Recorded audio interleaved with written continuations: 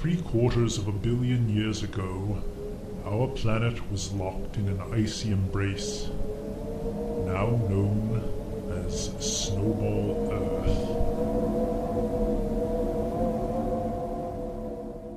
Well, there's disagreement among experts as to the extent of the glaciation, but there's no disputing that it was darn cold. Cold indeed.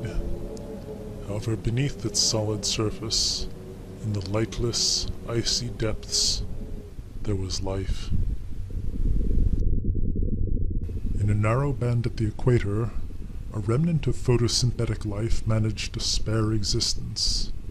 However, the majority of Earth's life lived beneath the ice and derived its energies from the planet's molten core.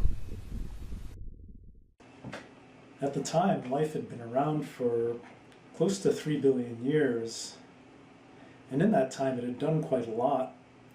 Photosynthesis, lots of nifty molecular machines and such, probably a lot that we're as yet unaware of. But to us, if we could see it at all, it would have all just looked like a lot of blobs. But the deep freeze was not to last indefinitely, and when at last the thaw came, it brought with it the dawn of a new era in the history of life. First to appear were fronds and spindles, whose strange fractal growth pattern shows them to be unrelated to later life forms.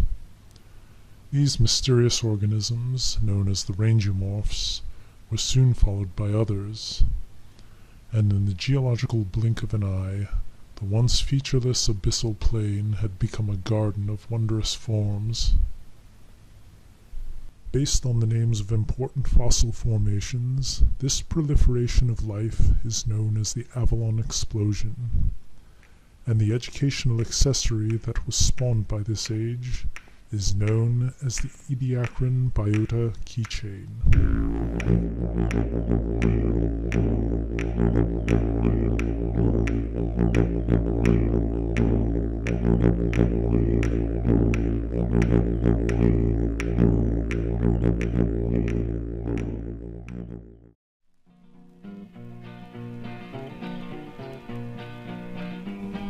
Back in the fall of 2016, sculptor Chris Taylor had just introduced two of his most successful scientific keychains, based on the well-known fossil formations of the Solnhofen limestone and the Burgess shale.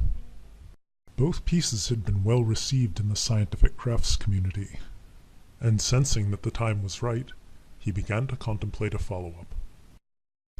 However, the previous two pieces had both included fossils which were famous cultural icons, and there was no obvious successor. Well, due to customer suggestions, the Ediacaran biota were on my radar at the time, but I had never seriously considered them as a subject. It's not just that they're less well known. I mean, regardless of their scientific significance, critters from the Ediacaran just aren't as relatable as those from the Cambrian. Sessile fronds have rarely captured the public attention. However, the Ediacaran period had something going for it that other geologic eras did not. In contrast to later times, the conditions that allowed for exceptional fossil preservation in the Ediacaran were a worldwide phenomenon. Well, by the later standards, of course, there's not a huge diversity of form. But if you don't limit yourself to one site, then there's good material for a keychain that tells a compelling story. Having accepted the ambitious goal of representing the entirety of the Ediacaran biota, Chris began his research. One fact that drew his attention was that paleontologists characterized these organisms broadly into three groups, known as assemblages.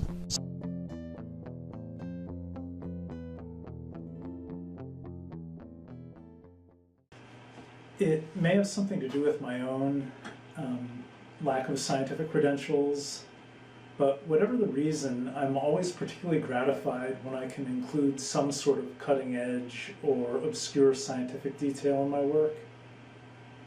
And this business with the 3 assemblages fit the bill, but there was a problem. The first fossil formation keychains had been designed as 3-part assemblies. However, in order to optimally portray 3 assemblages, the new keychain would need to be made in 4 parts rather than 3. People say that keychain design isn't rocket science, and I suppose they've got a point. But while the pocket environment may not be quite so demanding as that of space, well, how would your average rocket do if it were jangling around in a closed space with a bunch of great big brass and steel objects? Well, the problem is twofold. First, there's pewter spin casting, which, while it can preserve an astonishing amount of detail, when it comes to dimensional tolerances, it's less precise. And then there's the material. When it comes to deformability, I guess that pewter is probably closer to cheese than it is to steel or aluminum. Having accepted the technical challenge of a 4-part keychain, research and design resumed in earnest.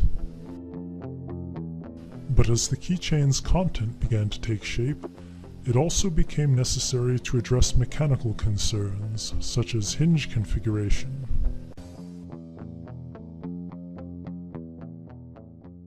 Finite element analysis can get you started, but when it comes to design decisions like this, it ultimately comes down to intuition and trial and error.